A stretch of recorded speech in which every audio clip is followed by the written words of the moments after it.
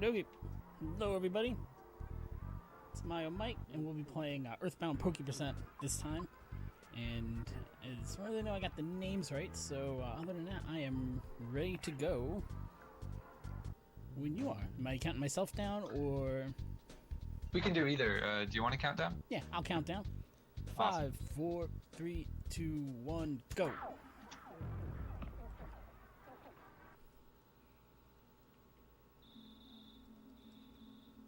So for Pokey we are allowed to use multiple save files. I based this route on Pajama Percent, which is also a fantastic speedrun. Pajama Percent for Earthbound is a lot of fun. It's a lot more, I don't want to say it's more marathon safe. It is less RNG heavy than the other categories. It's a lot easier to finish runs of that, and I definitely recommend it if you're looking to start speedrunning an RPG or something like that. You're not sure where to start. Pajama Percent is a good one to start with. The hardest thing is just making a couple of pre-made save files for you to use. We're going to be using all three save files on the Earthbound cart. Files 2 and 3 are set up for me to do stairs glitches, and the first save file is the one we're actually going to bring from start to finish. And just like any good speedrun, as soon as we get started here, I'm going to hit reset, because that just sets a fantastic tone for the rest of the speedrun. A little over a minute in, you already got to hit reset. But we're actually going to be doing our first stairs glitch here. I'm going to use my third save file here set up in Threed. And I have Pooh as the only living party member right now. And he has, as screen just told us, he's at very low hit points, and he has sunstroke. So if I don't do something about it, I'm going to game over. Let me get down this ladder. Turn. I might be a little behind here. Yep. So let me go ahead and try that one again. What I am trying to do is get all the way to the bottom of the staircase, turn around, and then climb back up the stairs just as I'm getting my game over. And naturally, that's all I've been doing off stream, waiting for my run to start, and it's been fine. So as soon as I turn the timer on, naturally I'm going to mess up the first one, of course. But we're going to be doing this particular version of the stairs glitch a couple of times during the run.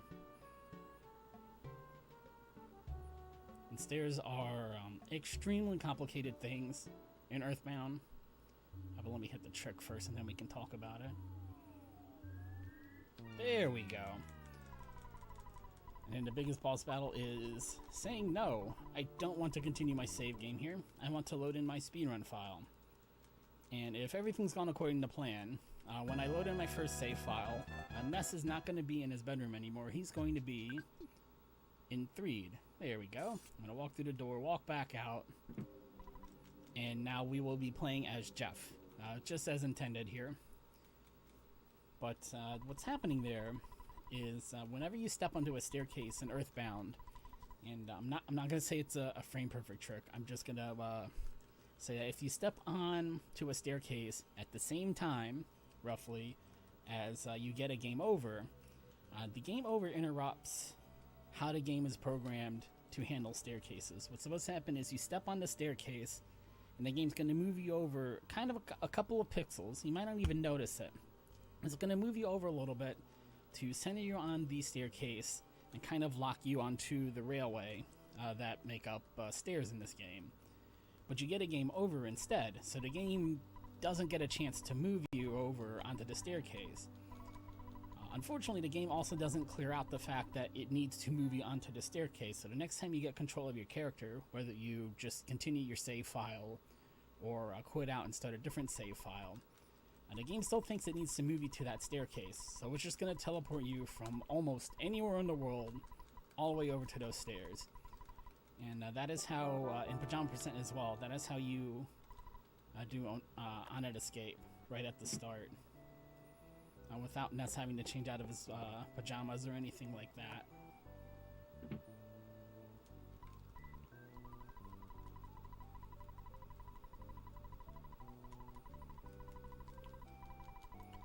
But now we're playing as Jeff, and before I can actually leave the school, I need to get a couple of items from the locker room.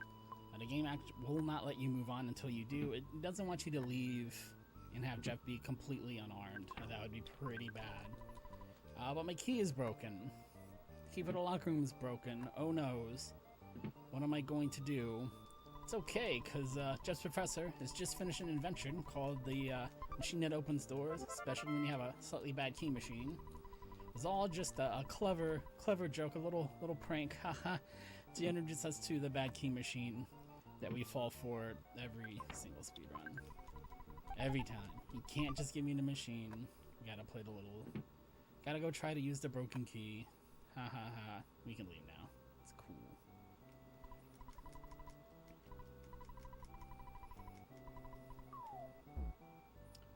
Now, normally when you save the game in Earthbound, you have to call Nessa's dad to save the game. But when you're playing as Jeff by himself, you can go to the drugstore here in Winters. And there are a couple other phones in Winters too, but mainly we're going to be using the drugstore there to call Jeff's professor to save the game. And this time I'm going to go out of bounds again. I'm going to use a different save file to do it though. We're going to do another stairs glitch, but this time I'm going to aim over in the middle of the staircase. Because something else that happens when you're on a staircase is the game puts you in a state where you can walk through walls. That's why you can't walk through the cliff normally, but on the stairs you can. But the game's going to let us walk through walls until we step off of the staircase, which, again, we can't step off of the staircase because we got a game over. So I can still walk through walls, and as long as I know where I'm going, there we go. I can go from the drugstore in Winters to the drugstore in Annette, so I can pick up a town map. And we're going to be using this town map to open up even more possibilities for us when we're walking out of bounds.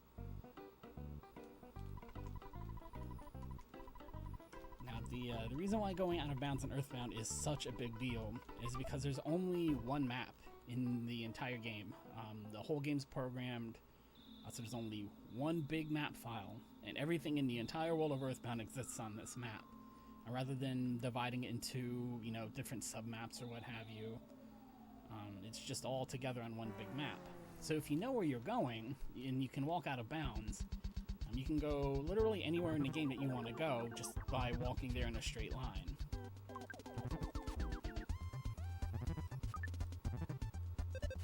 Come on, hit me. There we go. This is the one time I actually want to continue my game here.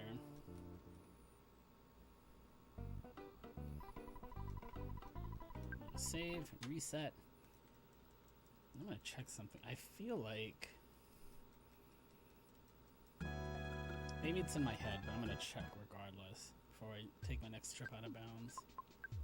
Nope, I'm on fast. Okay. The text just felt slow, but apparently it's just all in my head. Ooh. So, fun fact about RNG in Earthbound. As you may or may not know, there's really not any such thing as RNG. But opening up the menu shifted the RNG enough that, wow, when I tried to move down and to the left to avoid this guy, he actually just walked right in my pathway. And then I got hung up there for some reason. I'm not sure what happened. I was like stuck there for a second. Jeez. There we go.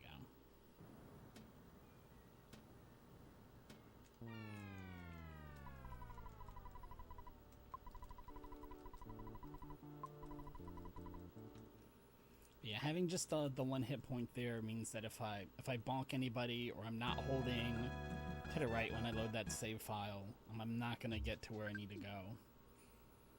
Here we go. Now we're set up for an extra out of bounds, and now I'm just going to listen for an audio cue. I want to hear the meteorite crash again, which means that we're in Nessa's house, because that's where you hear the meteorite crashes in his bedroom, or at least in his house. There it is. So I'm going to open and close the map.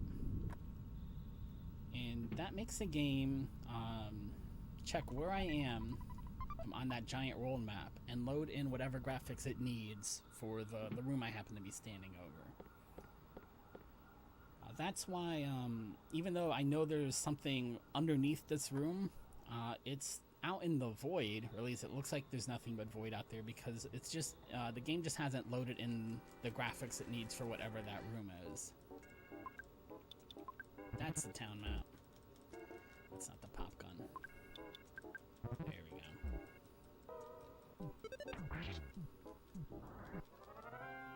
But that's how the town map is going to come into play. As long as I'm going somewhere that's on the town map, even if the graphics aren't loaded in and I'm just walking in the void, I can just open and close the town map and go there and be able to display everything on the screen that I need to see. Because if I can't see it, for the most part, I can't interact with it. I can't walk through a door I can't see. I can't talk to NPCs I can't see.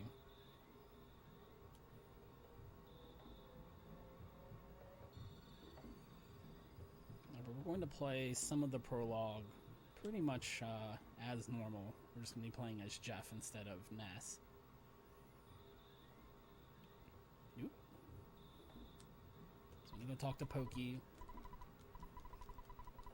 who tells us to go back home. He's going to investigate the meteorite on his own. That's fine.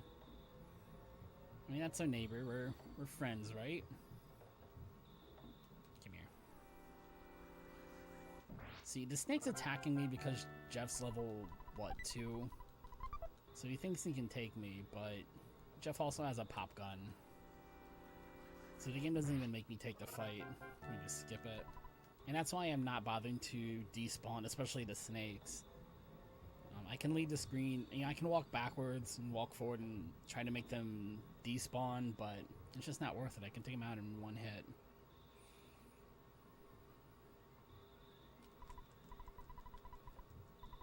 There we go.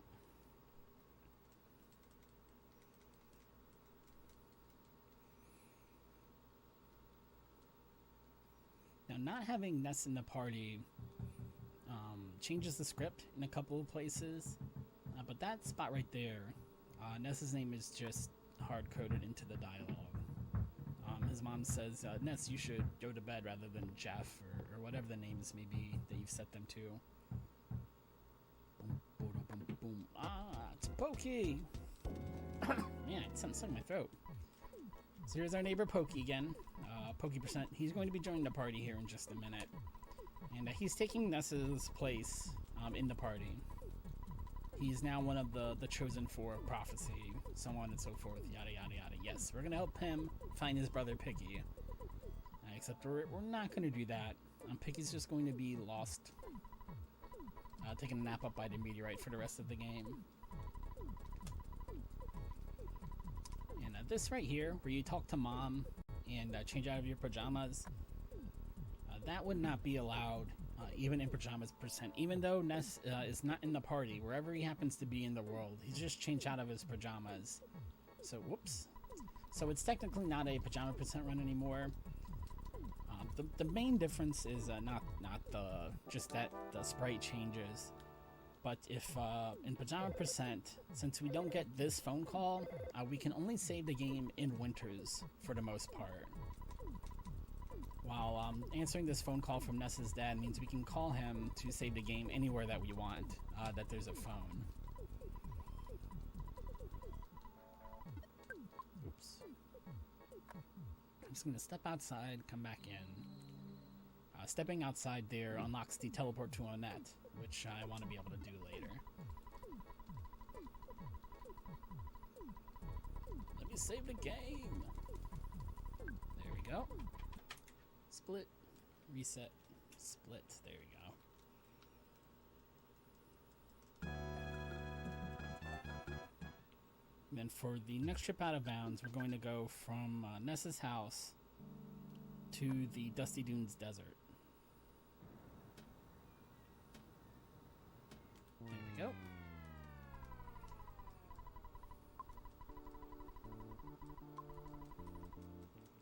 Did Ness's family just adopt Jeff? Yeah, for the most part, except they keep calling him Ness, or in this case, Pokey. They keep calling... Whoa, Pokey, I just dropped my controller.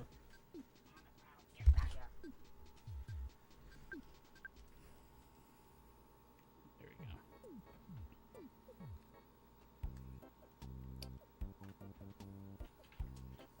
Move over to the left a little bit. I want to head right under the door. I'm trying to find... I was a little too low. Right here's when I want to open the map to load in the graphics for these cabins, or whatever they might be. So I just keep walking down here. Then there's suddenly there's a cabin over here, and this cabin's in the Dusty Dunes Desert, which is not on the town map. And that's why getting the town map is so important. It lets me kind of manipulate what graphics are loaded in, so even if a place isn't on the town map, if I know how to goof around with the... if I know what places are on the town map, I can kind of manipulate it so I can go where I want to go anyway.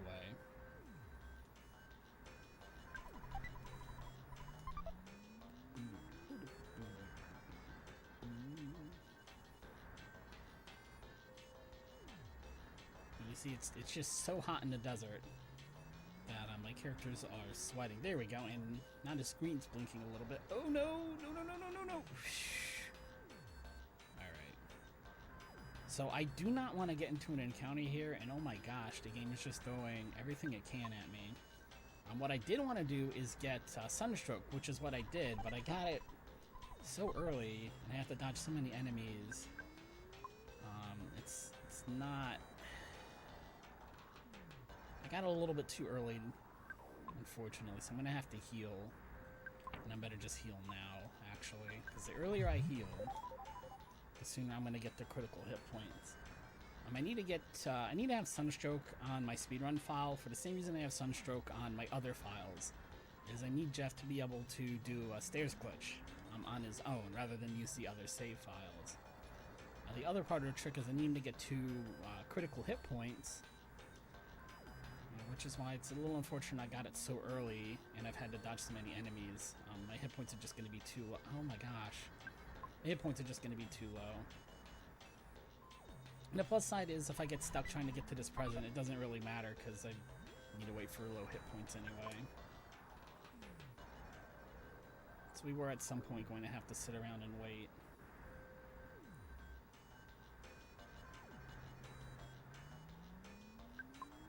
We just barely made it.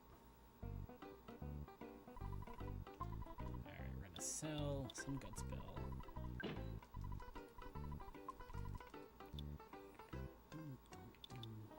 Where's Bat? I'm gonna buy a 5-calorie sticks here.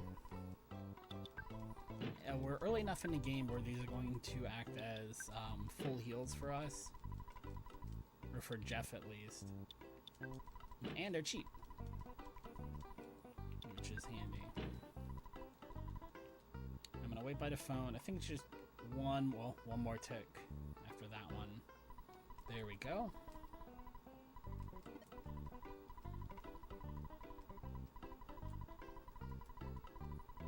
For me, record, save, and reset.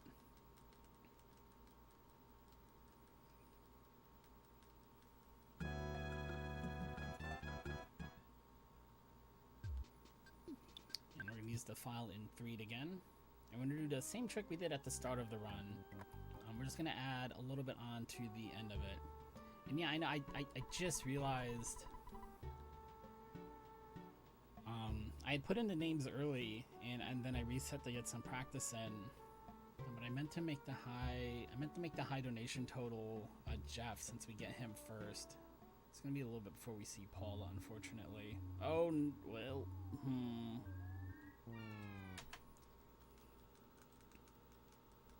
You really can't afford to bonk or anything for the 3 setup. Whoa, come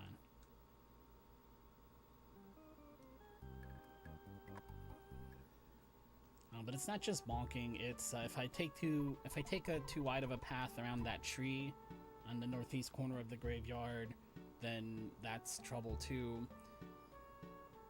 If I go too far to the right off of the street, then that's a problem. If I bonk the wall in here when I'm not supposed to, that's no good either. It looks like I turned around, so I'm gonna try to load in my other file here. I think we'll be okay.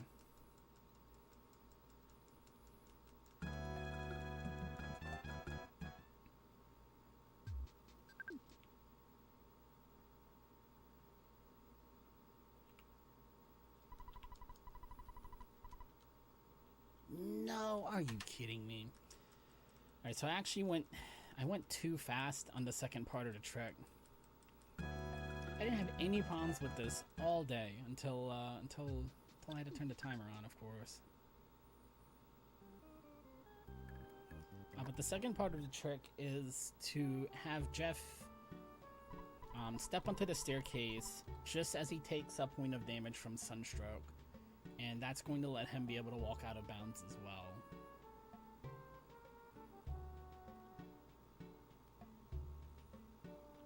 There we go.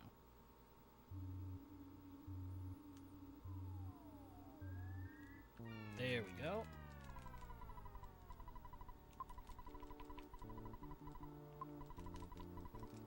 Yeah, I'm sorry, Wipeout. I didn't think about it when I was putting names in the second go-round. That being said, Paula, you are the most important party member by far. We literally cannot beat the game without you. Anybody else, I can cut everybody else out of the game except for Paula.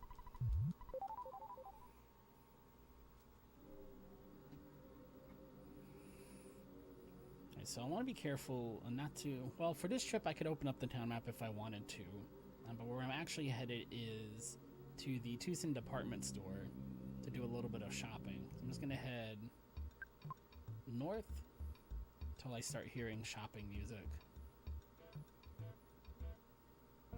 There we go. I'm in Scarab. I'm a little bit too far south. Now we should be, yeah, in the ballpark. Now when I step on the escalator, the stairs glitch ends, which means I can't walk out of bounds, but I can talk to NPCs now. So I can go shopping here and buy me that teddy bear.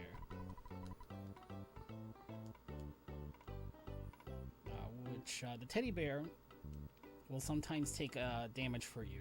Enemies will attack the teddy bear instead of Jeff. Hopefully.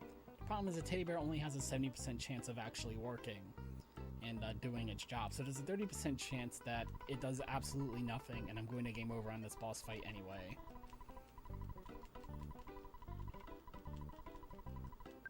Save, reset. We've got to do, I think there's 2 more stairs glitches in Threed between here and the end of the run.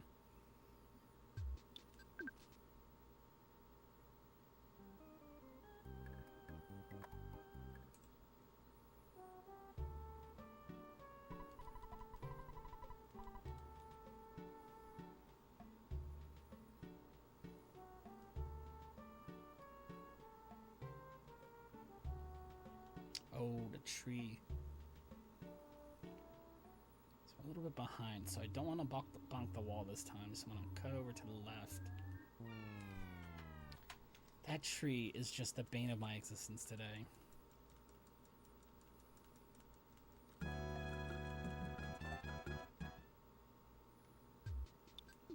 I cut too early trying to get around the tree.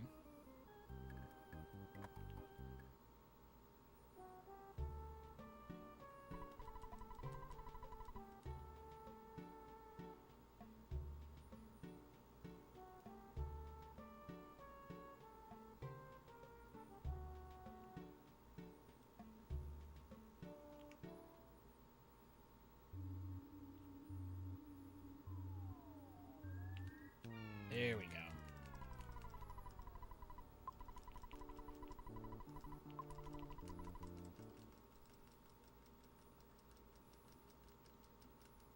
Yeah, the movement for that particular trick is pretty precise.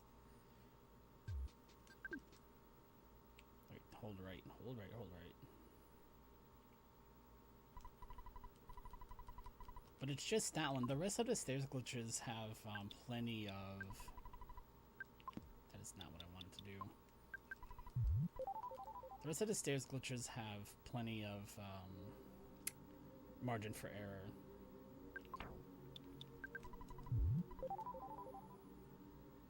So I'm at 31, okay. So for this trip out of bounds, I cannot open the town map at all.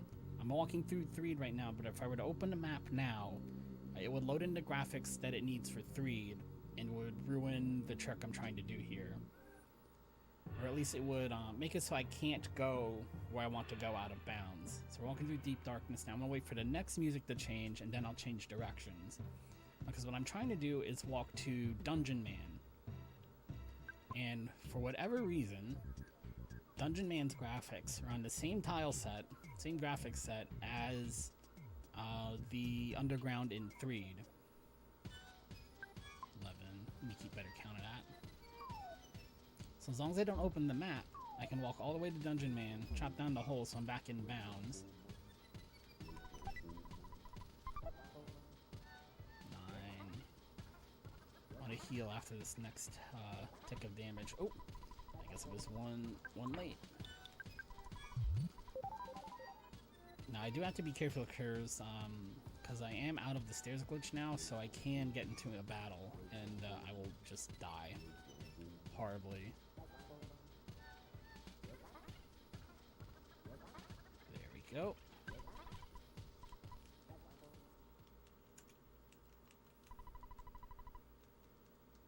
Yes, that is a big part of the run. We're only traveling to the things that we need to do. We're taking advantage of the fact that there's only one map to carry to. There's only one map in the entire game, and we're taking advantage of that to cherry pick exactly what things we do to advance the game. Now, for I won't say I learned it. I did a run of any percent New Game Plus a couple of weeks ago, which is a route that's at least new to me, and that cuts out even more because that lets you actually get your hands on the Soundstone and be able to save the game anywhere. So instead of, you won't have to, you can skip more boss fights that way and cut out even more of the game. And I'm staying at the night here so that Jeff will fix this broken spray can so I can sell it for more money.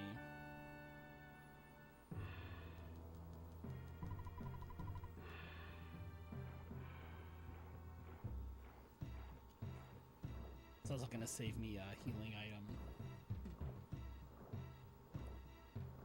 But for any percent New Game Plus, you are not going to go to the Starman base, and you skip the boss fight for the 7th Sanctuary against Electro Spectre.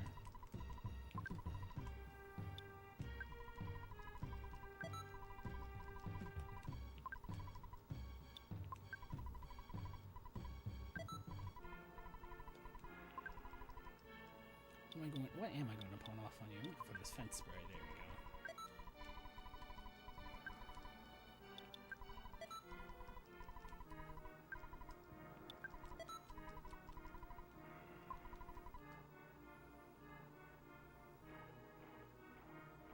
How does having Pokey on a team help the run? It absolutely does not help you at all. I don't think I talked about it at the start. Obviously, I didn't talk about it at the start of the run. But Pokey is meant to be a temporary party member only. You actually get no control of him whatsoever. He just has a battle script. And the battle script from when he joins your party at the start of the game has one line in it. And that line is to waste a turn. There are various ways he will waste a turn. Sometimes he hides behind nests. Sometimes he will inch closer to the enemy, I think. Sometimes he just starts crying. None of it has any effect on the combat whatsoever. So on top of not having nests in the party, I have to mash through the text of Pokey's turn, which is a big deal because of the rolling hit point mechanic that Earthbound uses. Even if I'm about to take fatal damage, if I can get to a character's turn before they actually hit 0, they'll still take their turn in combat, even though they're about to get knocked out. But Pokey just gives me more text to have to mash through to get to that point. He also has no stats, he can't level up. So there's one boss fight in this route that will sometimes suck hit points, absorb hit points from my entire party, and he's going to give the enemy about 200 hit points if that happens. So he contributes absolutely nothing other than being a double agent for us, I suppose.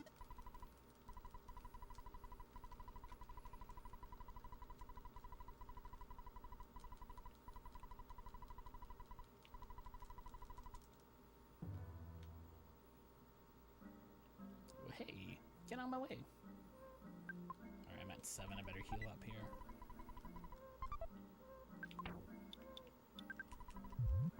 And I'm going to save the game here as well. I'm not going out of bounds here, at least not this time, but as I said, the bear has a 30% chance of not doing its job. And even if he gets hit on the first turn and takes the damage from me and does his job, if the boss decides to attack twice in a row, it may not matter. Also, the game looks a little bit weird in this section because we're in a place called the Deep Darkness, which is aptly named. I'm supposed to use a key item called the Hawkeye so that I could see into the darkness, but I skipped going to get it. I don't even have it.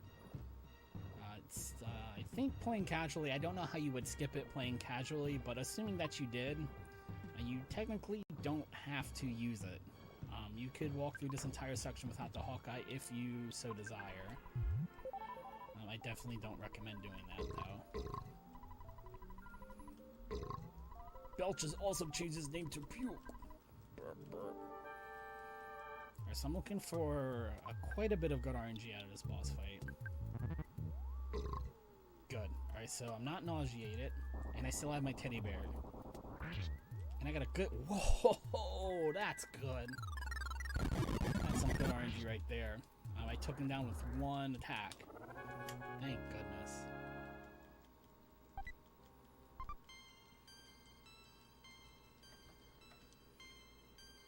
Because sometimes that battle can go 2 or 3 full turns.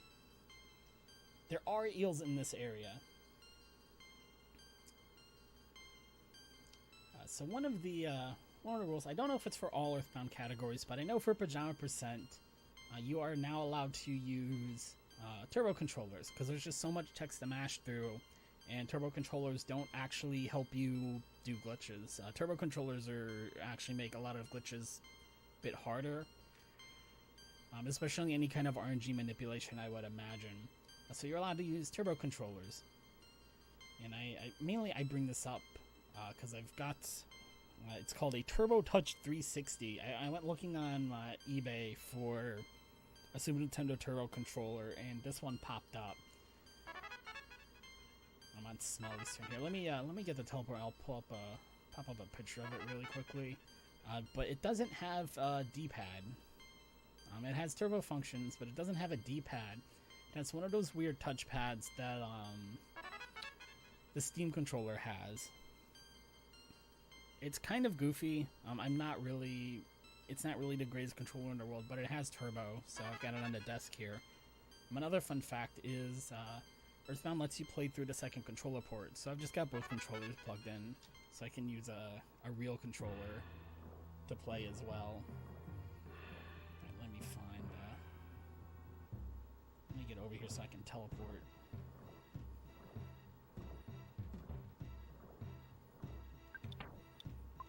Beta, 2 winters.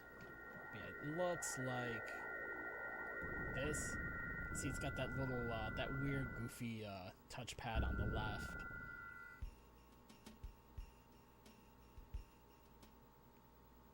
It's really not that bad to play on,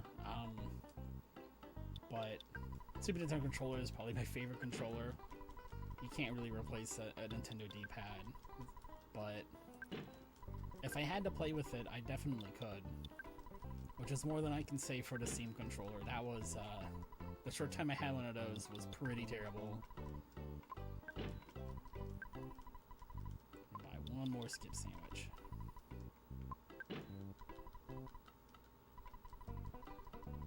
Save. Reset.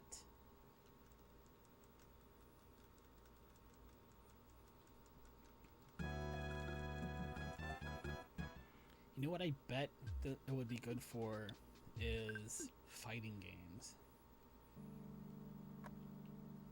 I bet it would be great for fighting games because you're going to be less likely to mishit a direction to pull off a special move or something. I bet it'd be great for that.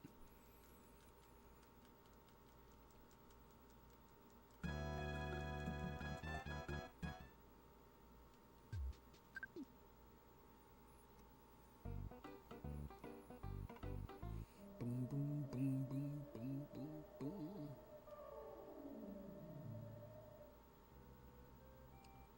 So for the next trip out of bounds, we're headed to the Happy Happy Village.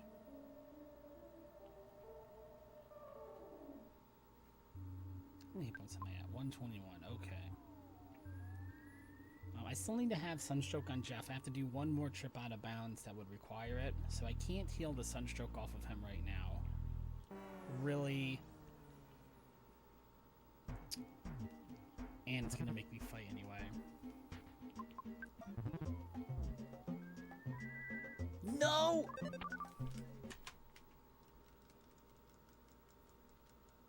I can't believe I just did that. I knew better than to hit auto battle. I knew it. I knew better. I knew better. Jerk bird. That's the crow's fault. I'm gonna blame that on the crow. So as I was saying, I can't heal Sunstroke. I have to use it for one more trick. The other part of that conversation was Jeff has a ton of hit points now. He just picked up a ton of levels in that last boss fight, which is going to be great for the rest of the run. But in this one specific situation, it's not so good because I need Jeff to get to critical hit points.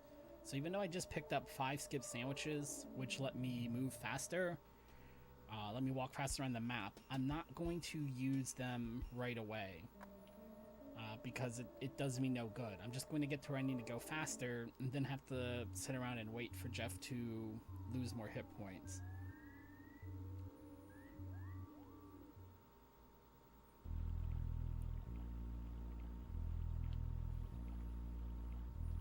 Oh my gosh, look at all these crows. This is an absurd number of crows. Alright, get in there. Alright. So now that I've entered the cabin and I'm talking to Paula, 2 things have happened. All those crows have disappeared, first off, because the game is now, there's a on-off switch, if you will, to keep it simple. There's an on-off switch controlling whether or not random enemies spawn. And that switch is turned off because the game doesn't want me to find any way to death warp or skip this boss fight with Pokey in any way possible. But it can't do anything about the fact that I have teleports, so whoosh, goodbye. We've just skipped a boss fight against Pokey. And random enemy spawns are turned off until I either fight Pokey or do something like get on the submarine that I did earlier. But we're not going to do either of those things for a while, so from now until the end, until we go to Magic Camp, I won't have to worry about getting into any fights that I don't want to get into. Which is so nice. It's like having Encounter None in Final Fantasy VIII, or I'm sure playing on the Steam version for Final Fantasy IX speedruns. I think they turn off encounters as well for certain categories. It's the same thing, I've just got to work a little bit harder for it.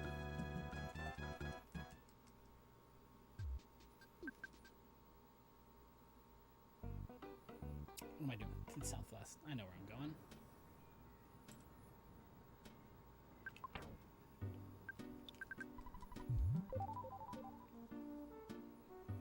But as I was saying, Jeff has too many hit points right now, to be honest.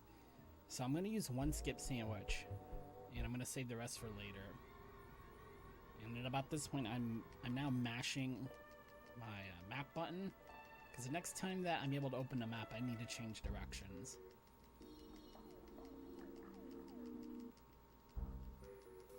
But we start this trip out of bounds into Winter's drugstore. And there we go. I thought it was going to be around there. Come over here. Open up the map here to load in this weird purple room. It has something to do with one of the Mani statue locations, I think. That or it's Moonside. But regardless of what room it is, it shares a graphics set with the headquarters for the Happy Happyists in Happy Happy Village. So I'm actually going to walk all the way back to the Winter's Drugstore now, which is where we started. So we're just making a big old circle. But instead of having the drugstore graphics loaded in, we've got the graphics for the room above it loaded in, which is the headquarters. So we might hear the music for the drugstore, but it's not there. Right there's the door, and I can go and fight Car Painter. That lets me skip a bunch of fights against minions that I don't want to mess with. It saves me a lot of bombs, a lot of psychic points. And it's just, overall, it's just faster and saves me a lot of cash. I can't speak confused, didn't I?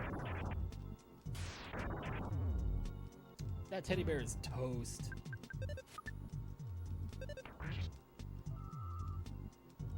You jerk. Honestly, it's overkill. I'm gonna want those psychic points back, but he's gonna start healing himself.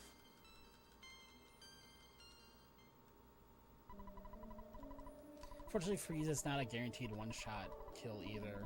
You need good RNG to take him out in one cast. I got greedy and tried to save the psychic points.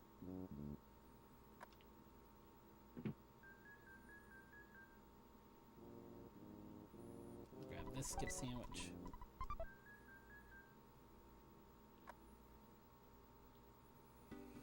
And there's evil Pokey, because obviously we have good Pokey. We have Pokey Prime in our party, but that's evil Pokey. That's the Pokey that's joined Gygas's forces. And he leaves, leaving us with good Pokey. That's how this works, right? Pokey's got an evil twin, also named Pokey.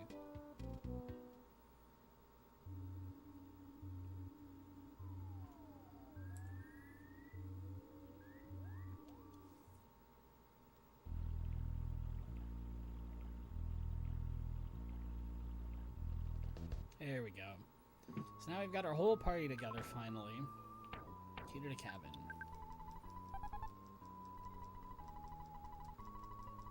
Got Wipeout, Eel, Smelly, and Pokey. Just as the developers intended.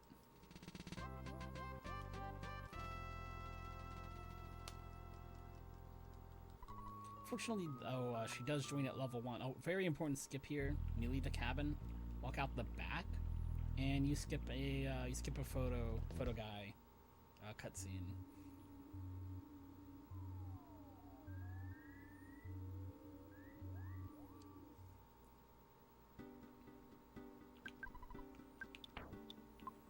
I gotta head to Deep Darkness.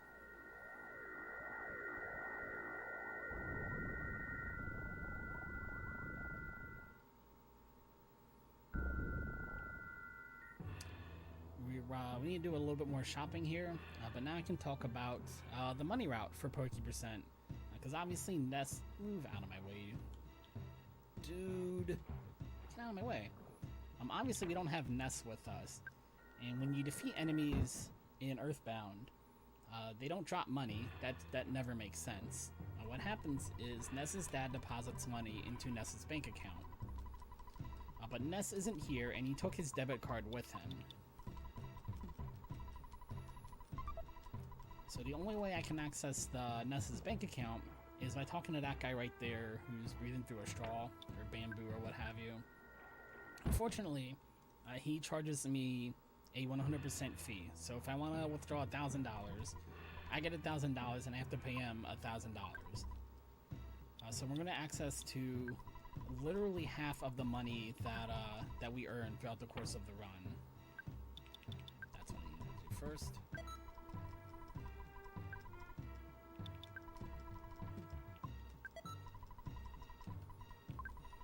I didn't miss an item, did I?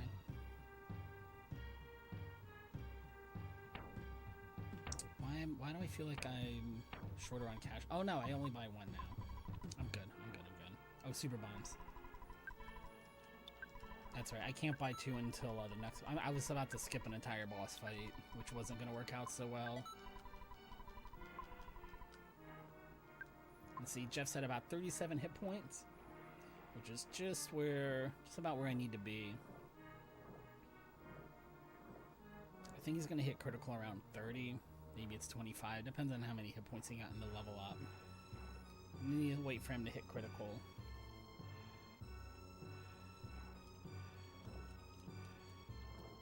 There we go.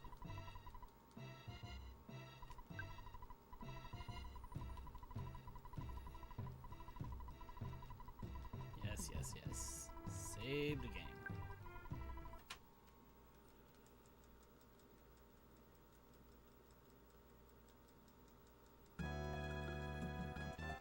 Boom.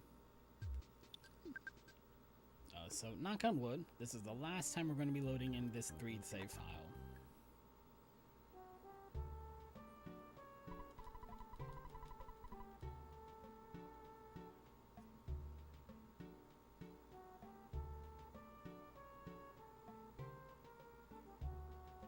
Oh, it clipped the tree. I think we might be okay. Don't bonk the wall because it clipped the tree. I didn't go down far enough. I think I would have made it though.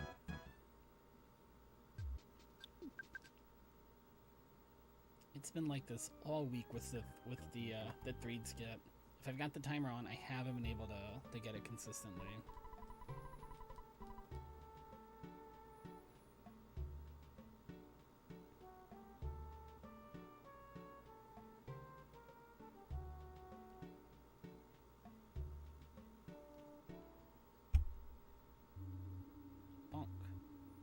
See, if you get there with good movement, then as soon as you go down the ladder, you take damage after the screen transition instead of right before, which makes the rest of the movement, the second half of the movement, a little bit easier because you just hold down until you bonk against the wall and then you turn, and it all just kind of falls into place.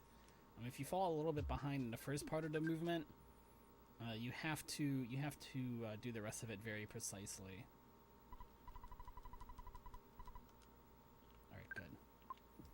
So now, I can heal Jeff. I can heal the Sunstroke.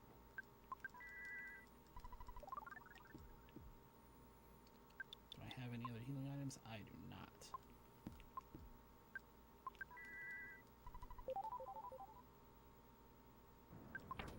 And we're going to use the skip sandwich. And again, this is another situation where I can't open the map. Because I'm trying to head to the Starman base in Winters. And if I open up the map, I'm going to change what graphics are loaded in.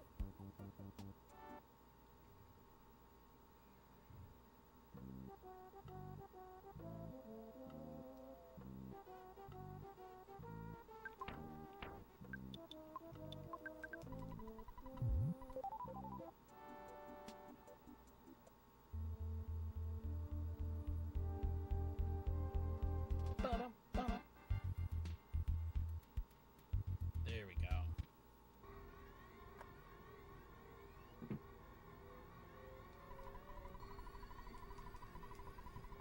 Now I need a little bit of good RNG on this boss fight as well. But if party members get knocked out, that's not the worst thing in the world. I can survive that. I just need Jeff to be able to throw his multi-bottle rocket, and we'll be okay.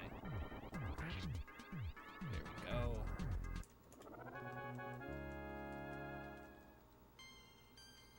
And Paul's gonna get a ton of levels here.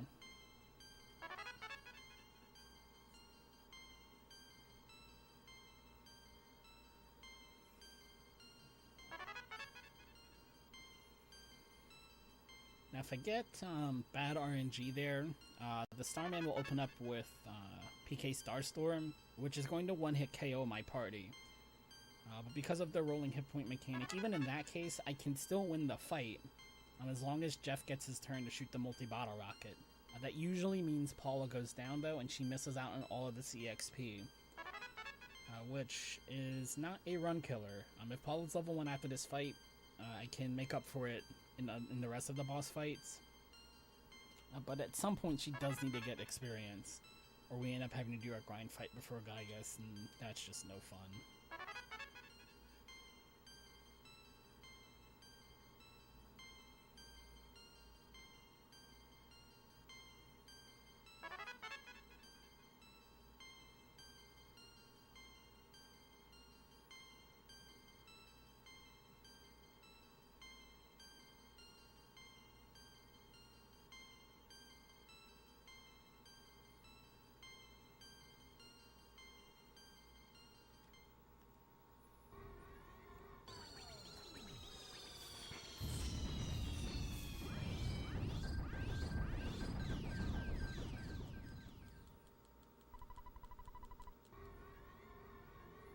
It's very, very important that when we walk out, we come and talk to Dr. Andernuts.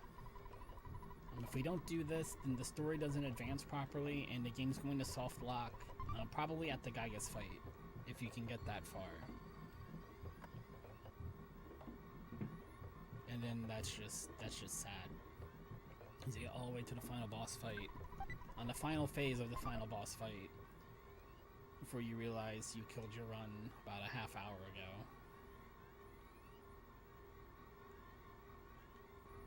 And at that point, I'm pretty sure it's not recoverable.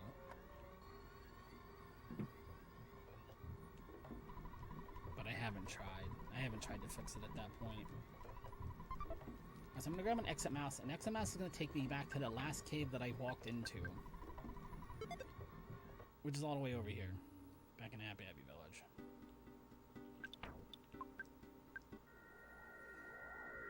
Because remember, we walked to the Starman DX space, but we didn't go in through the front door.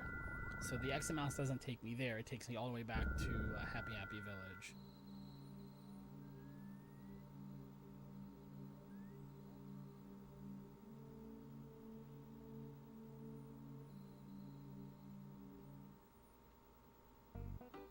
I'm gonna have to get another town map. Actually here for the book Overcoming Shyness.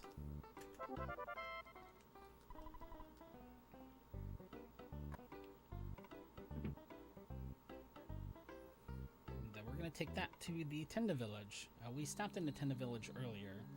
We didn't stay for very long though.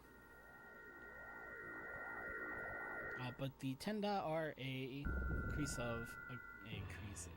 of very small, adorable creatures who are very, very shy. You can see they're short and kind of pudgy. The chief here is the guy with the horns. And they're all extremely shy, so we bring them the book Overcoming Shyness that the chief reads to everybody. And they're able to rise above and overcome their shyness.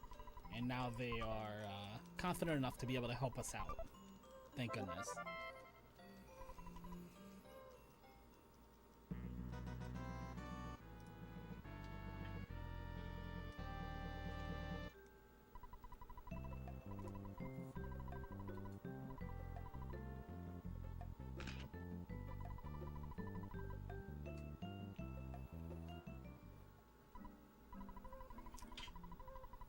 Then we get asked for the player's name, and the first time you ask this, it specifies, hey, you the one holding the controller, and we need your name. And there wasn't an incentive for it, so I can put in what I want here. I'm gonna put it in Twitch chat. You guys are along for the ride too, right? You guys don't get enough credit. Like, we wouldn't be doing this event if it weren't for the viewers. We wouldn't have raised any money if you guys didn't donate.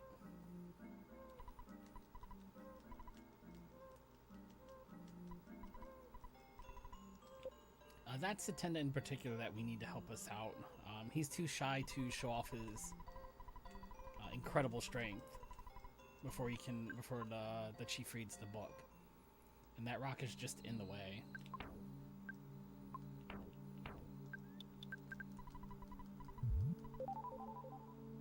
And then we can take a nice leisurely stroll through the cave.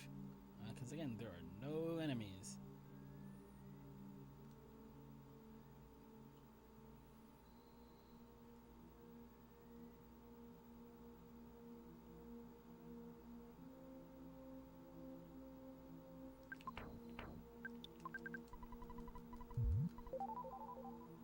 I want to save one for Magic Hand. In fact, you know what? I'll have cash to buy some more later, though. Doesn't really matter when you use your skip sandwiches, though, as long as you use them for the full duration. And unless somebody more well versed in Earthbound can correct me on that, I'm pretty sure that's how it works, though. There we go. That rabbit's foot is very important. Please close the menu. It gives Jeff a big boost to his agility, so he's going to go earlier in combat, and his multi-bottle rockets will do more damage, because he's going to be more accurate with them. The multi-bottle rockets I didn't buy, did I? Cool. Alright, so we're going to do this instead.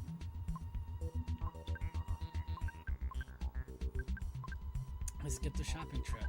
Of all the things to do, I skipped a shopping trip. We're going to wait.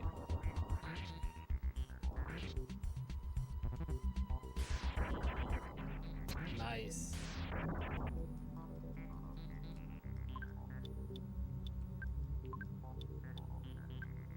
Yep, I still have the Saturn ribbon in my inventory.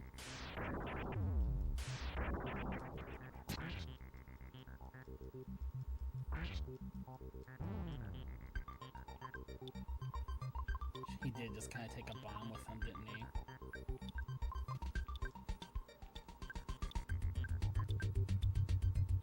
Does he have thunder? He does.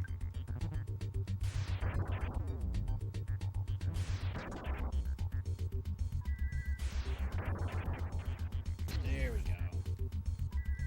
That actually eliminates the psychic shield that the boss has. So now I can actually deal more damage to it. So now I can use Starstorm. And now he uses the shield killer. Oh, that's right. It only works on me.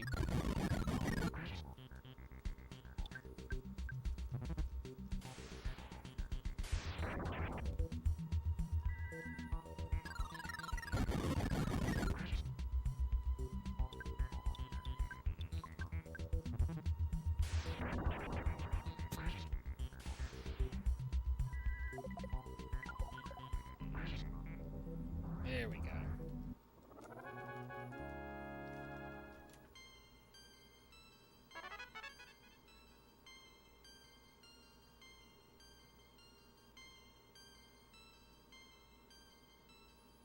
I meant to go buy multi-bottle rockets, and I completely forgot to do the shopping trip.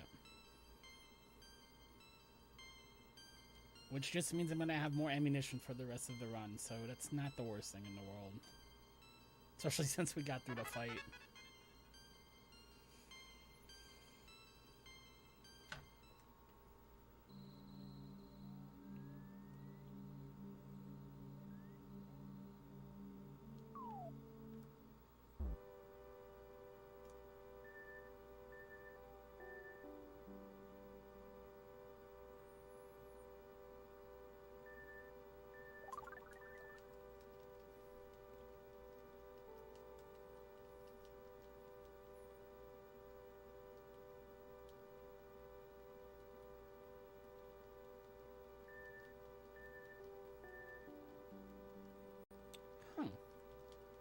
I only lost like 1 second on my PB there.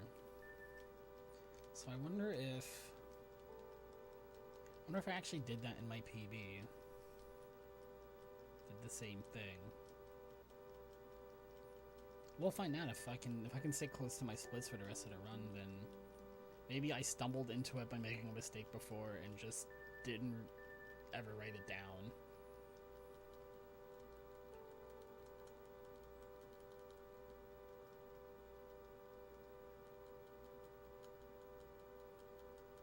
Maybe so, maybe so.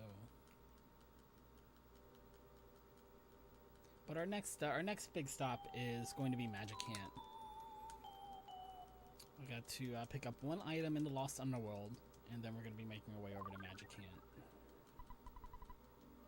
Now for the fight against Ness's Nightmare.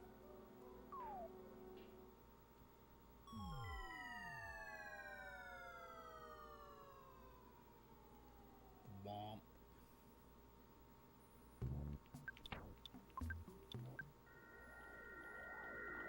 Also, Pokey isn't supposed to be here.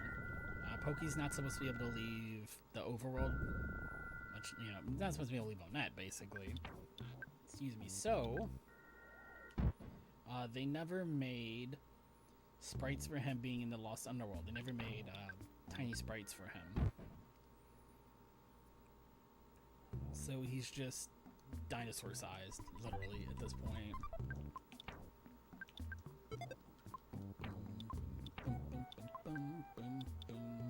So now I'm gonna have to go shopping because I am gonna need multi-bottle rockets for Ness's Nightmare. No doubt. This I'm not gonna be able to do without a shopping trip. I need 1 for Ness's Nightmare. I need 3 for Gygus. I need 2 for Gygus rather, for a total of 3. If I can buy a 4th, then I'll have 1 extra for the Krakens. And then I need some super bonds. We'll see how much of the shopping trip we can do here. How much cash do I have?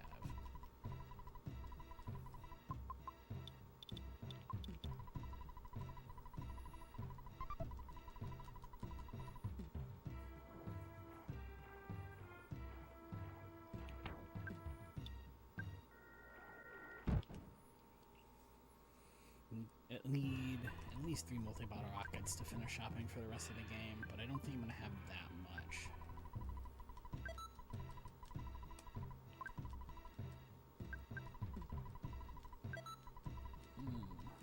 Alright, 1, 2. I'd really like to carry 4 if I can afford it, but I can get by with 3. Do I have anything else I can sell? That KC bat does not sell for anything worthwhile. So I can't buy a 4th. But I can buy a ton of super bonds.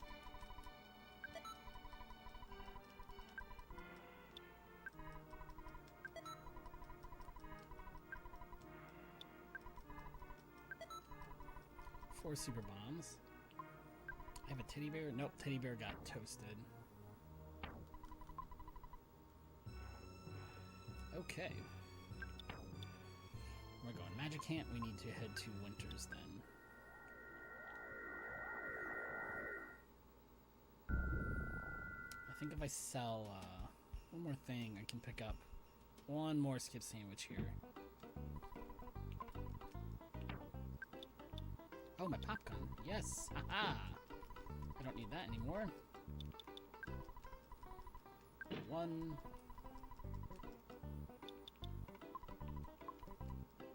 I can just sell I can just get the 1, I'm pretty sure. Yeah, I don't have anything else I can sell at this point.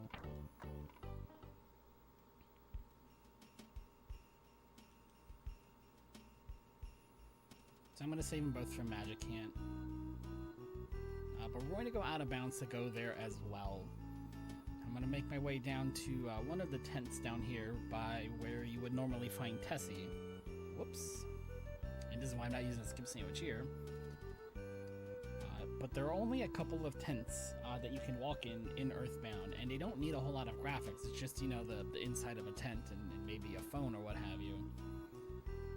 So in order to, I suppose, save space on the cartridge, the tents actually share a graphics set with parts of Magic Hand. So if I save and go out of bounds from here, I can walk all the way over to Magic Hand and go fight Ness's Nightmare, which is a huge deal because it means I don't need to find all 8 sanctuaries. I can skip. You can actually skip all of them in a any % New Game Plus. You don't do any of the sanctuary fights, and you don't have to go there with Ness by himself. You can bring your whole party in, which makes it a whole lot safer. to be there, because even if you're pretty high leveled, if you don't know it's coming, your first trip to Magic Hand can be pretty painful if you don't bring in the items that you need on Ness.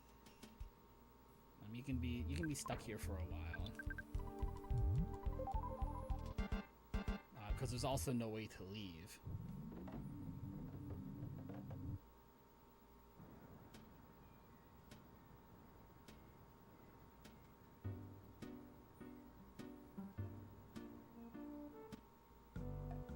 Keep going.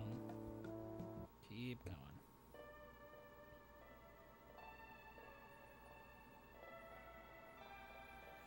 Now I'm still in the middle of the stairs glitch, so I can't go click on the root and go right to deceive Eden, whatever it is, the tentacle of the root, the weird thing.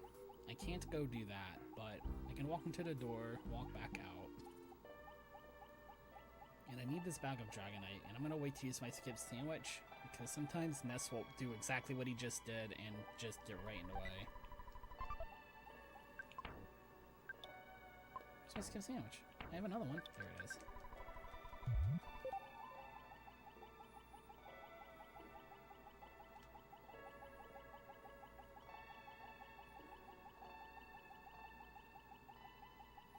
And especially since I'm a couple super bombs short of where I want to be, and I don't want to make another shopping trip, I'm going to grab this magic tart, which I usually grab for safety anyway, but generally speaking, it's optional. I have no extra multi-bottle rockets for these Krakens, so I've got to make sure I dodge them as best as I can. Unfortunately for this first one, there's not a whole lot of trickery to it. It's just he spawns in where I need him to be, or he doesn't. And I could sit around and wait for him to go where I need him to go, but generally he doesn't cooperate.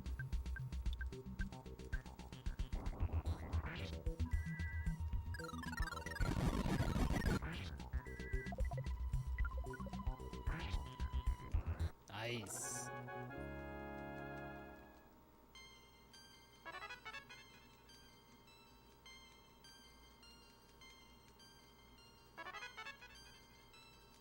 Alright, good. We picked up, we made up for a little bit of EXP we lost from Electrospector. Now, these last two Krakens, I've got some terrain I can play around with to get them stuck. So maybe I don't have to fight them. Yo. There we go. Look at that. Look at that. Stay right there. Don't come over here. Now, where's the third one? Where is he? He's gone. He's up there. Alright. So in Ness's Nightmare, when Ness is by himself, kind of a problem because he reflects psychic damage. Ness's Nightmare when you have Jeff in the party. Multi-bottle rocket. Boom. Dead. No big deal whatsoever.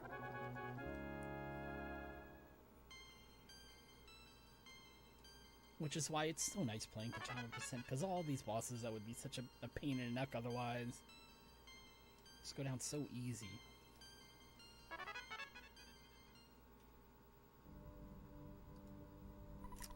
And then we get a huge wall of text here.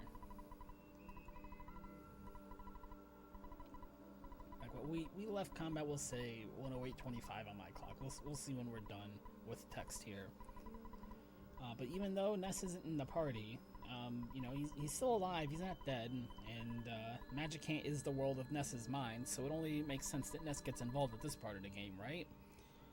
So he hasn't been in the party at all, so he's still level 1. But when you defeat Magic Hand, Ness gets a huge bonus to all of his stats, based on all the sanctuaries you've found. Speed, IQ, vitality, luck, speed, power, guts, all this stuff he's getting, right? He's also going to get 200,000 experience points, and it's hard-coded to go to Ness instead of your party leader. So he's level 1, and now he's going to be level 35. So we get 34 levels of level up text to mash through here.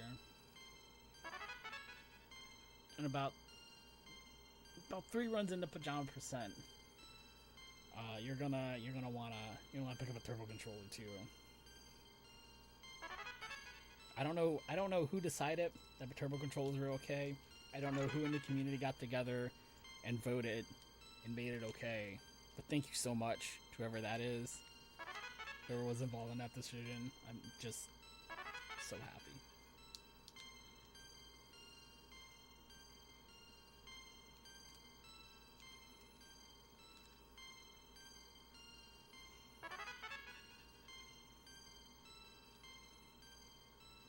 You actually get 4 of all the things we can talk about. I got so much text to go through here. Do you actually have 4 buttons you can mash through text with in Earthbound? A and B, which you would expect, but also L and select, which you might not. The game's kind of weird. It's actually programmed in such a way where you only need the left-hand side of the controller to play. You have the D-pad. The select works as your B button, and L works as the A button. And you don't need to, if somehow you broke off the entire right side of your controller and it didn't work, you could still play Earthbound. Which is really handy, but it also means you gotta mash some weird buttons for text here.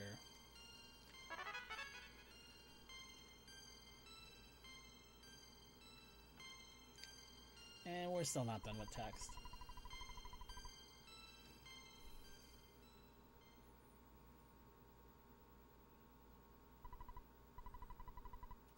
There we go.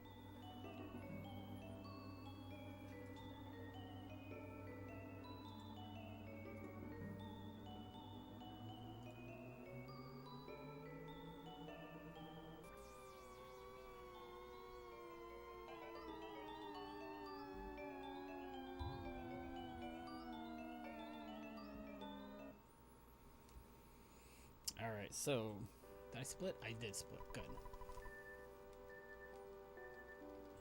It's very, very important that I unlock the teleport to Saturn Valley.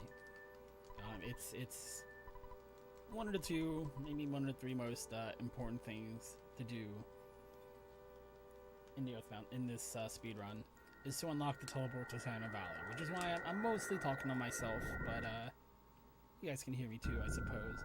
So I'm not actually talking to myself like a crazy person, but I'm bringing it up, constantly talking about it, so I go and actually do it, because this is about a about a 10-minute time save. It's, you know, it's just very complicated. You walk out the cave, you walk through the cave again, and now we've unlocked the teleport to Saturn Valley.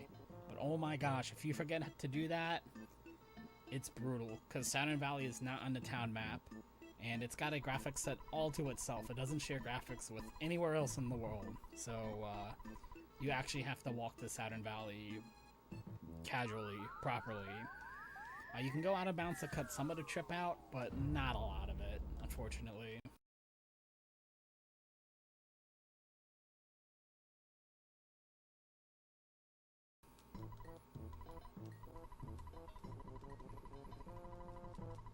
In fact, before I teleport to Tenda Village,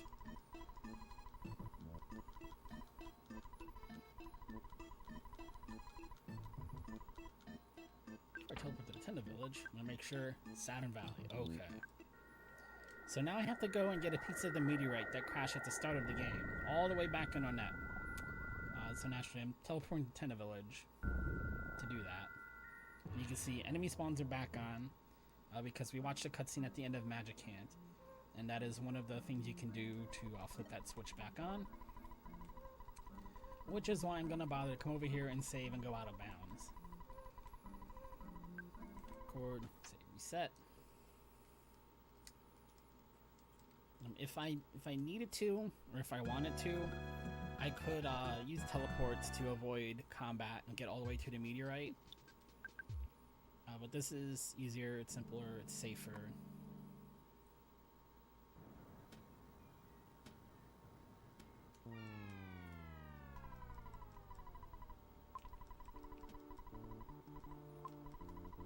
I'm pretty sure it's also faster.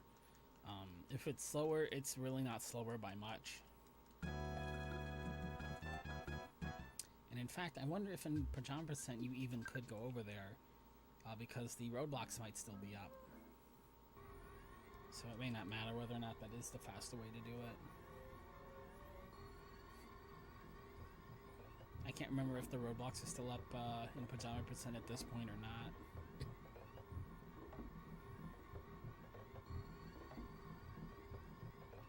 But there's Pokey. Remember how we were gonna go find him and save him?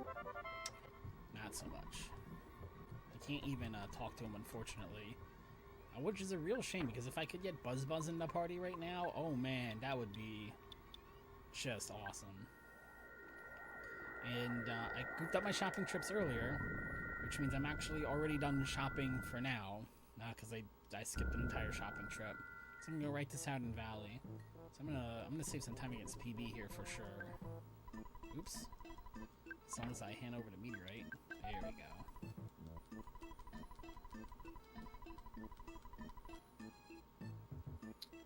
The drawback to that is Paula did miss quite a bit of EXP, and so did Jeff. So I'm gonna need a little bit more help from RNG on the Gygas fight.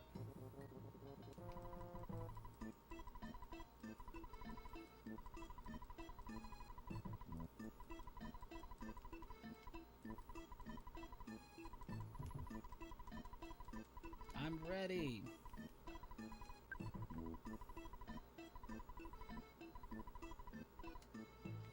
There we go.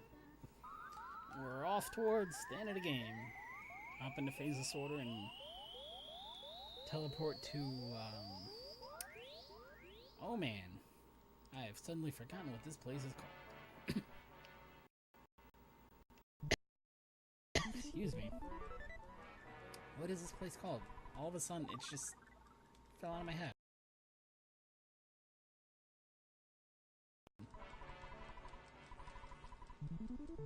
Cave of the Past. Cave of the Past, which I think is technically the next section, but that's where we're headed, is Cave of the Past.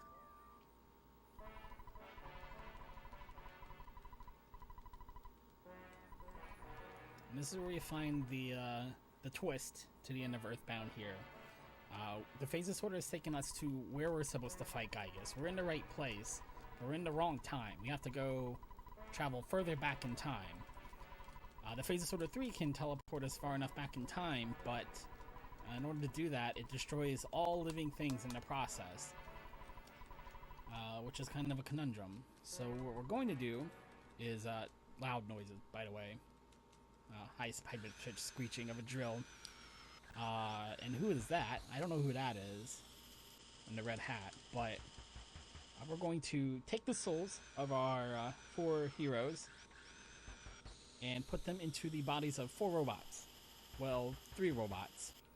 And send them all back to the past to go fight Gygas.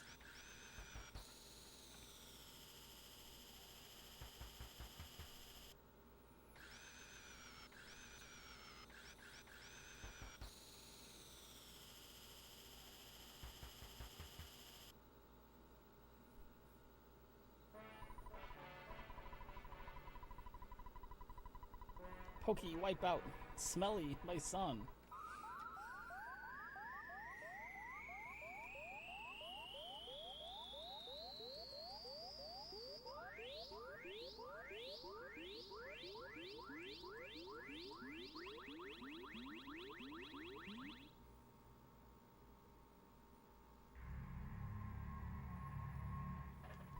Put your command.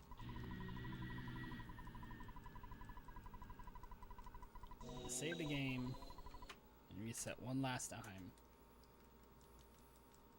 Fingers crossed, last save of the game, or last reset of the game, so we can go out of bounds to the Gygas fight. Because if you haven't played this game before, you haven't been spoiled too much. We skipped a ton of the story, thank goodness. There's a lot of fun and exciting things to do in Earthbound. It is definitely a game worth playing through casually. But the last part of this game is absolutely brutal, as we're about to see as I walk out of bounds. And also, while you're in the middle of a stairs glitch, You cannot get into encounters. See, they can attack me all they want, and nothing happens. But look at all these robots, and this is just a very tiny little section. There is a lot of walking around to do at the end of the game here. There are robots and enemies everywhere, and once you're back here, you can't leave to go do any shopping or anything. So if you run out of items, you might be completely and totally stuck. Equipment check, seed pendant, rabbit's foot, super bombs, extra bombs, no extra bombs. Okay. Alright, so there are 3 phases to the Gygas fight. By far, the hardest and the most important thing is the first turn. If Gygas opens up with PK Water Beta, that's probably going to be a reset and start the fight over again. I need Paula to survive long enough to put up a PK shield to block the rest of Gygas' attacks on his other turns. If Ness was here, Ness's job would be to paralyze Pokey, so Pokey can't kill us. But I don't have Ness, so Pokey's still going to be a big threat. So I need some good RNG on this first turn, and if I can get through the first turn with everybody alive, we should be okay. Should be okay. Good. So we got the weaker spell. Everybody's gonna survive. For now. You open up with stinky gas that doesn't deal damage, so that's good. You also need to make sure you throw any of your damage to Pokey. If you deal any damage to Gygas, he's gonna reflect it back and you're probably dead. Good. Super Bomb, Pokey. Multi-Bottle Rocket, Pokey. See, so I don't want to use Star Storm. In fact, I would have him throw bombs, but I was a little short on cash earlier, so we're gonna need to throw Freeze at Pokey. Alright, 1 hit on my shield. Come on. Got some good damage rolls out of Jeff. Oh, Paula just went down. That's no good.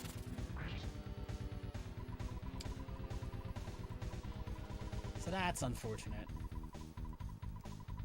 But we're not out yet. Pooh has I think it's a 20 or 40% chance to resurrect Paula with one of his spells, and I've got enough to cast it 3 times. But let me get her upright first.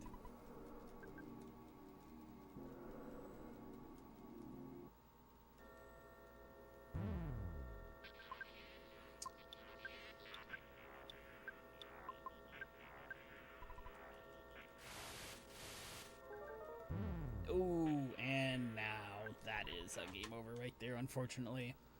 Because I have no way to resurrect Paula at that point. If anybody else went down, it would have been fine.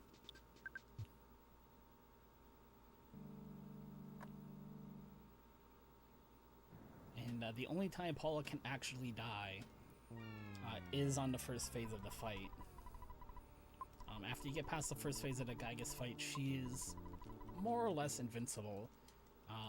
Gygas can nickel and dime her to death by dealing like 5 or 10 points of damage if he really wants to. But that's it. She's not gonna get one shot or anything like that.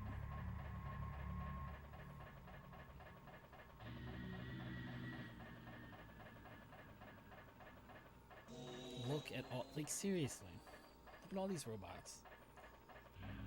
And you can't teleport here, so you couldn't use the teleport trick to get by them. You're just gonna have to despawn them or fight your way through them.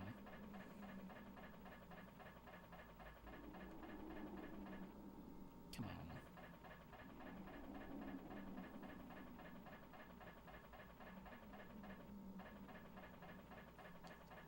Alright, I need good RNG in the first turn again. Come on, come on.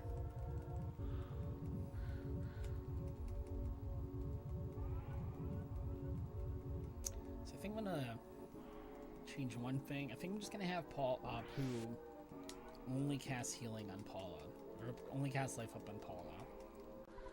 Excuse me, and everybody else is just gonna have to bring a little bit of extra damage. It might mean I have to go one more turn, which will stink, but Paula's alive in the second phase of the fight, then then we're gonna win regardless. So that's the most important thing. Whoops! No, don't bash. Multi-bottle rocket. Life up. A. That's not ideal. Come on. Give me Pooh's turn. Nope, Pooh's not gonna get there. Give me Jeff's turn. Okay.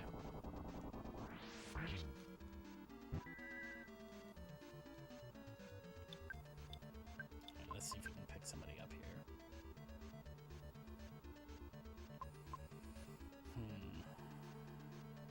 Who do I want to pick up, though? Paul's not going to have enough health to do anything if I pick her up anyway.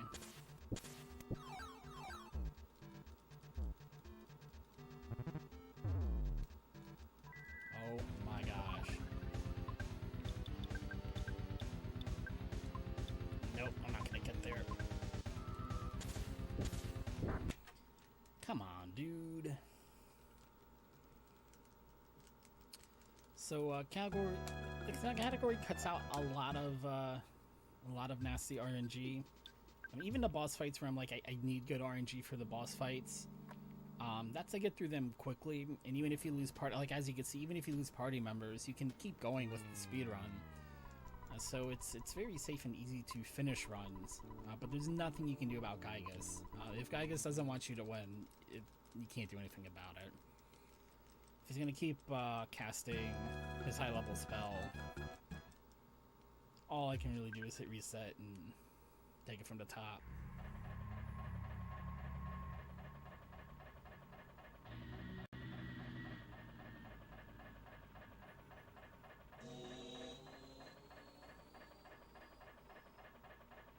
Come on. The hitbox on that door is apparently smaller than I think.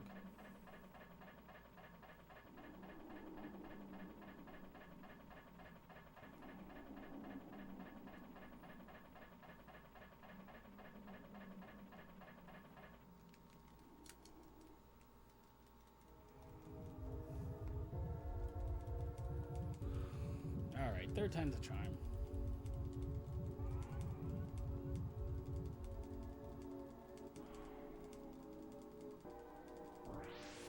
Yeah, come on. Hurry up and finish trash talking so we can get into the fight.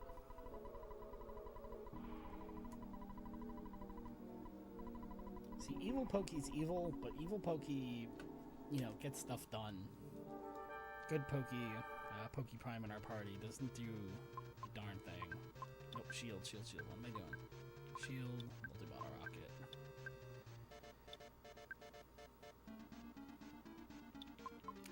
I got an idea.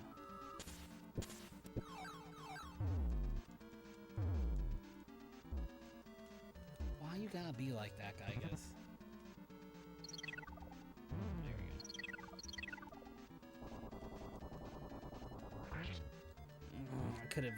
I would have liked a better damage roll there. That's okay.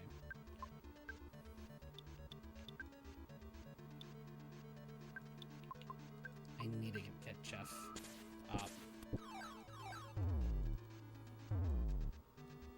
There is nothing I can do if he's gonna do that.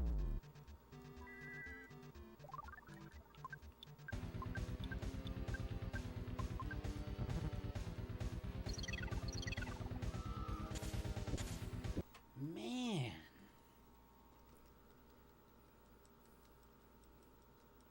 He just does not want to cast anything other than beta.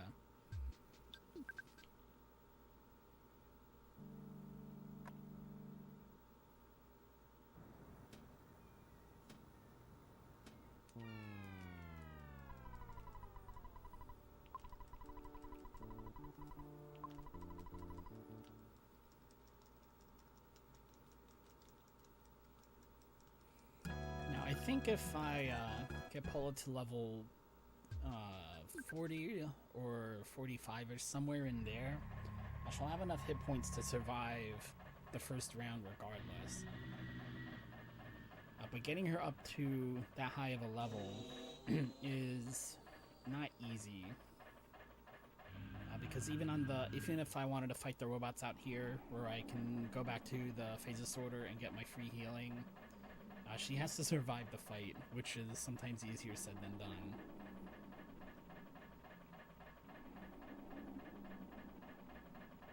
But I had it. On the first fight, I had it. And then I just got bad PK Flash on the second phase.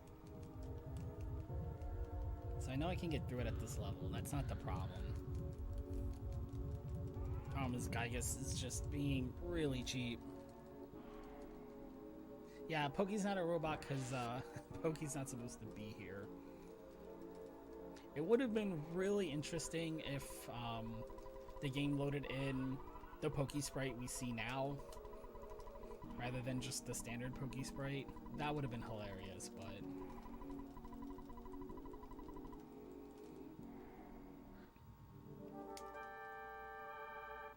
Alright, come on. PK Shield. Bottle Rocket. But stop being a jerk. Every time. But Jeff survived.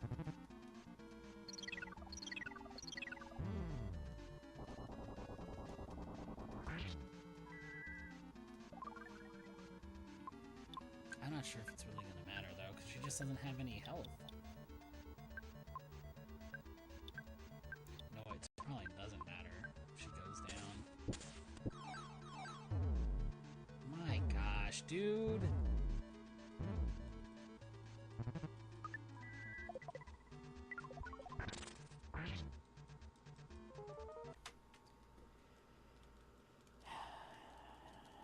Why does he keep opening with 2 water betas?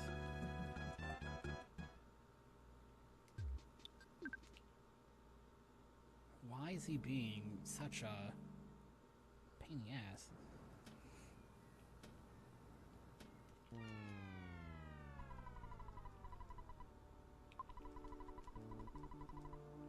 There's really no point in rezzing her on the first turn.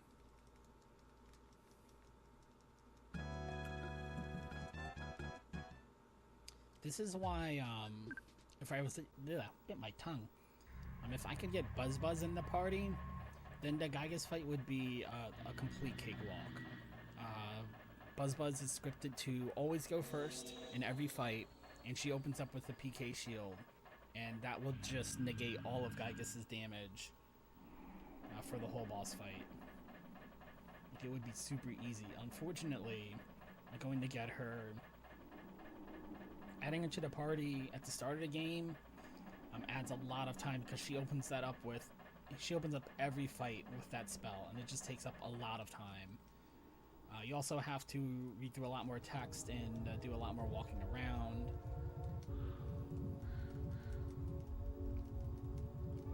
So as long as it doesn't take you like 4 tries to get through Gygus, getting Buzz is just flat out slower.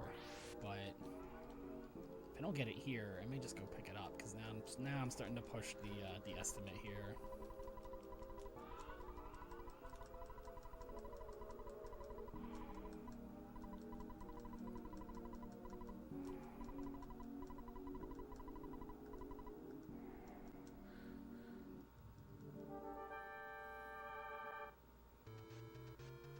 Come on.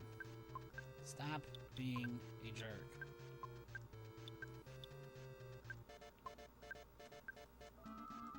Thank you. Man, we got through the first turn. Jeez. Good damage roll. Terrible damage roll. That's one of the lowest damage rolls I've seen out of Jeff. I'm sorry, out of Eel today. It's alright. It's alright. We got through the first turn. Plenty of spells still on the table.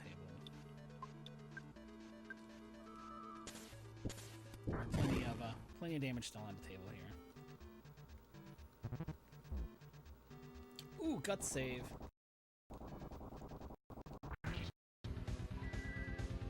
Not that it mattered, we got to the heal anyway.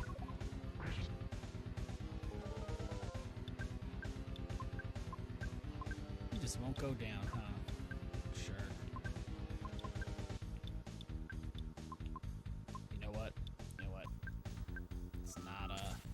not risk it. Alright, if Pokey survives this turn, I need to recast my shield. Oh my gosh, of course he does. Of course he does. Hold on, I need to cast my shield.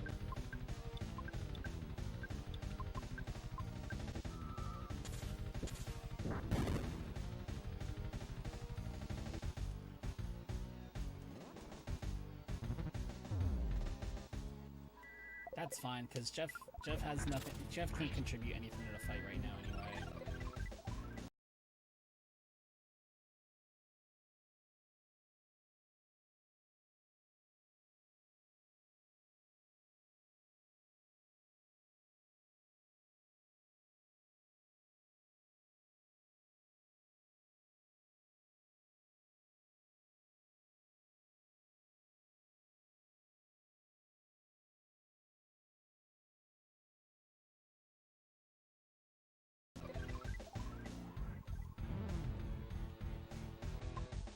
Things.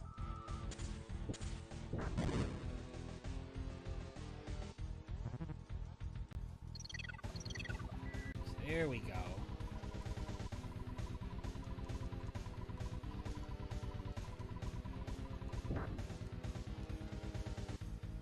Sheesh. Alright, so we got to phase 2 and Paul is upright. So now I feel comfortable in saying that we should be able to finish this fight this time. At this point, Pokey leaves and it's just the fight against Gygus. And Gygus has 3 attacks. One of the attacks is PK Lightning. Oh, I didn't move the Franklin badge.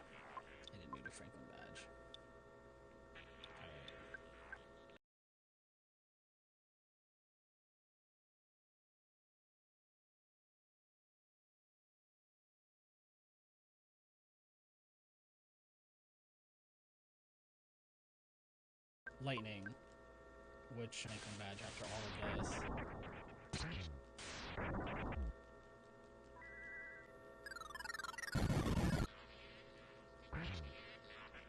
So now I've just added just made things a little more difficult on myself. I better keep that for the heal.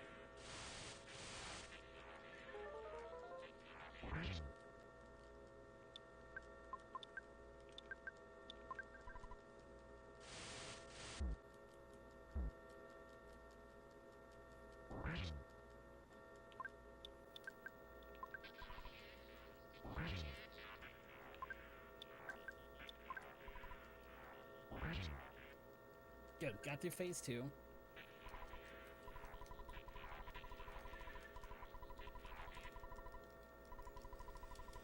So the only thing I gotta worry about is lightning. I forgot to move the Franklin badge. I can't believe I didn't move the Franklin badge. I usually do it when I pick up the C pendant, and I must have been talking about something else.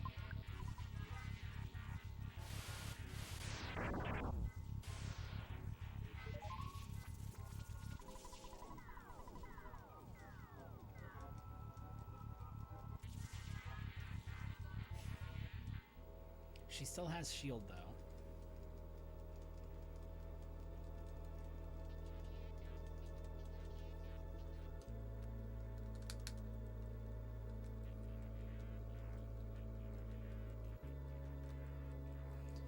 If you skip certain things, if you do something in the wrong order, this cutscene is the one that soft locks.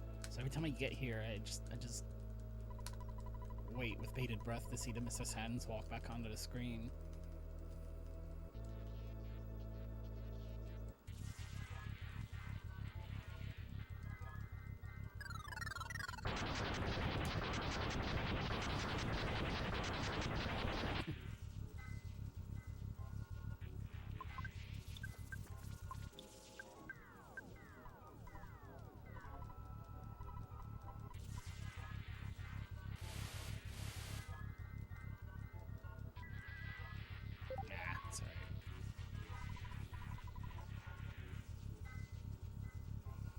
honestly, it would be better if Smelly got knocked out here anyway, because he's just wasting turn and text here that I have to mash through.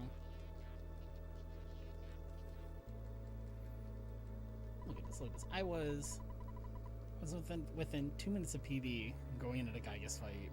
I am plus 11 minutes now.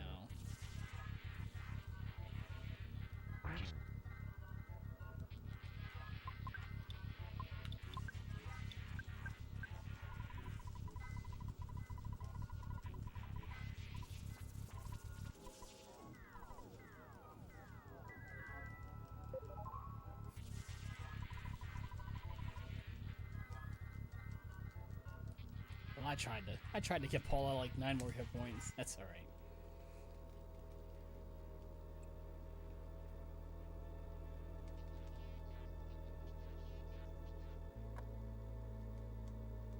Polestar Preschool is run by Paula's parents. I'm sorry, Wipeout's parents. I gotta get better at that. I gotta remember to use the names that people have paid for. I gotta get better at that. But Wipeout's parents operated a preschool. Whoops. And at the end of the game, you get a letter from all the kids back home who miss Paula, excuse me, miss Wipeout very, very much. It's cute.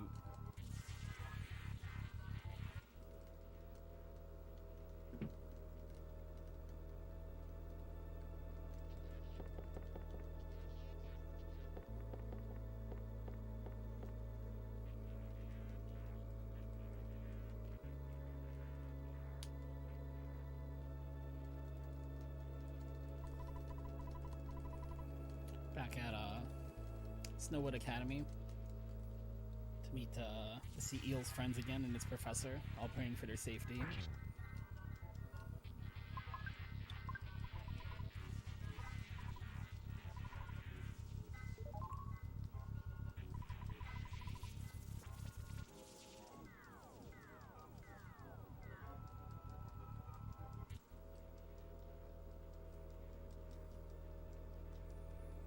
And to Dalam, which we didn't go to in the speedrun, to meet Smelly's family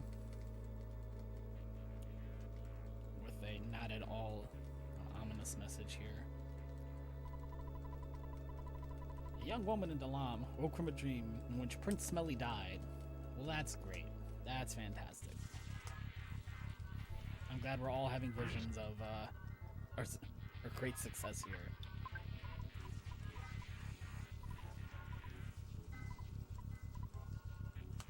Come on.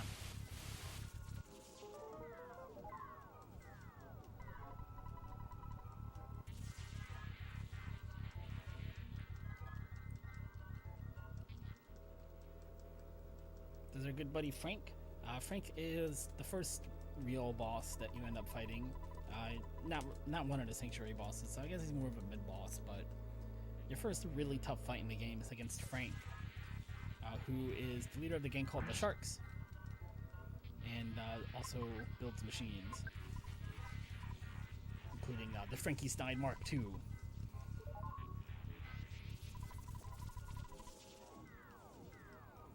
That was 7. That was 6. This is 7. And here's Nessa's parents. Nessa's mom and his sister, at least. It's just a little sad because she's praying for Nessa's safety, and Nessa's not here. He's gone. He's still locked in that room in 3 underground where nobody can hear him.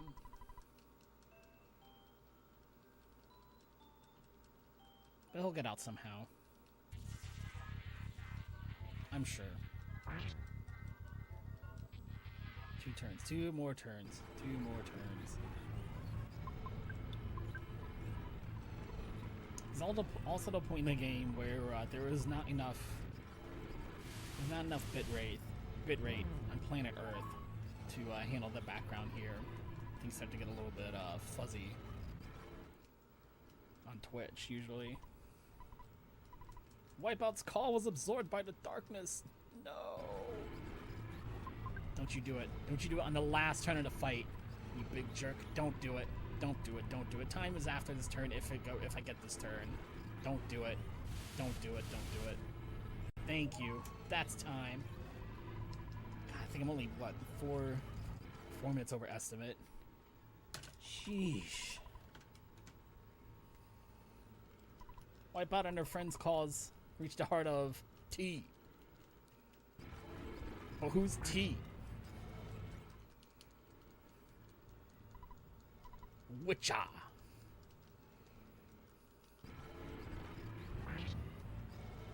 That's just a totally different series altogether, is the Witcher series. Hold on, that name looks super familiar. I think I know who that is. Twitch chat kept praying. Thank you so much, everybody out there in chat land, for sticking by through, I think that was 5 Gygas fights. 4 resets on Gygas, I think. What a pain in the neck that was. Like, one beta spell, I can sometimes fish that one out and save it, but when he opens up with 2, you can just forget it, because everybody's just dead.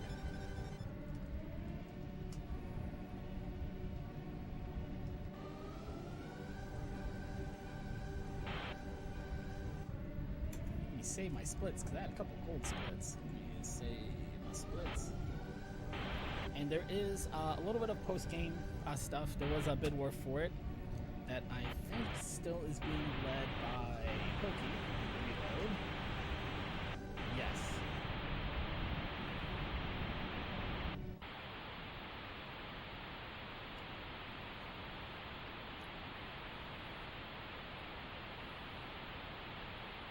Static.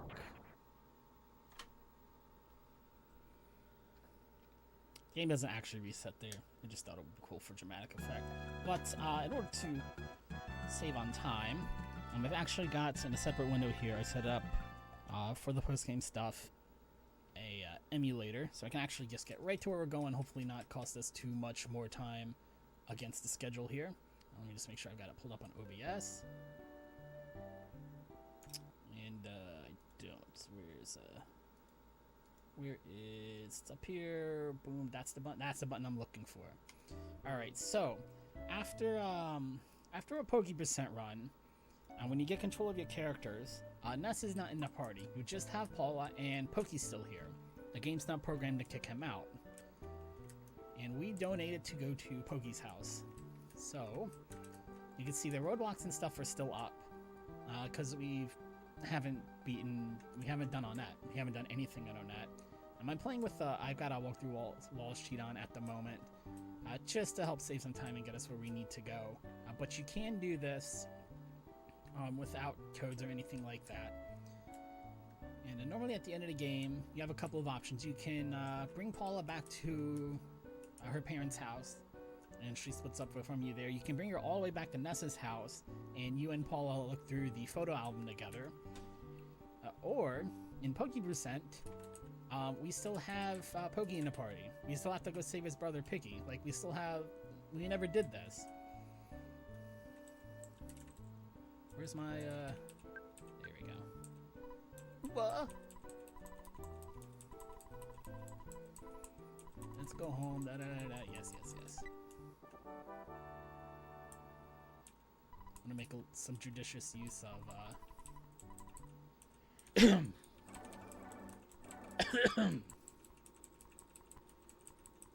yes. There we go. Man, that went by a lot quicker than I remember. Now, normally you would go fight the Starman fight. Nah, we're gonna skip that for time reasons. And we're actually gonna go all the way back. All the way back. Oh, man. Oh, you know why? I got the code on still. That's why I can't walk through a door. There we go. And you can see Mr. Pretty Man's still here, who's Mrs. Mitch's very good friend. And her husband's still here. I'm really sorry my kid troubled you so much, but we're really gonna get it now. And he runs off screen, spingity, comes back up. And he walks away. Because you see, his movement is programmed, I believe, he's supposed to walk to Ness, who's not here, and is presumably at coordinate 00. So he wanders off, and if you wait long enough, you can actually walk through the text. You're not technically soft-locked here. And then there goes Mama Minch. And if I frame skip through this, you can talk to her too. And then Buzz is supposed to fly over to her and get squashed. Aye, it's a dung beetle. He gets squashed. And then he is programmed to fly on the ground and die. But he's way off screen. And he's crawling back. Now, I think if I let it go for about 30 minutes, Buzz comes back and you can keep playing the game. But obviously we do not have anywhere near that kind of time. But I wanted to show off a little bit of how the game works very differently post-game if you don't have Ness around. Bringing Paula back makes a lot of fun things happen as well. And if you go to Ness's house, you just roll the credits as normal. But that's it for Earthbound. Thank you everybody for sticking by, cheering me on through what was just a terrible set of Gygas fights. There is still plenty of runs left in the marathon, so stick around, donate. It's for a good cause. I hope everybody has fun. I hope everybody else has. I hope I took all the bad RNG for the whole rest of the run on Gygas there, or for the whole rest of the marathon, I should say, with my Gygas fight. So everybody else should be good to go. And I'll see you in chat. Thanks for the run, Mike. That was really awesome. No problem. It's really fun to watch.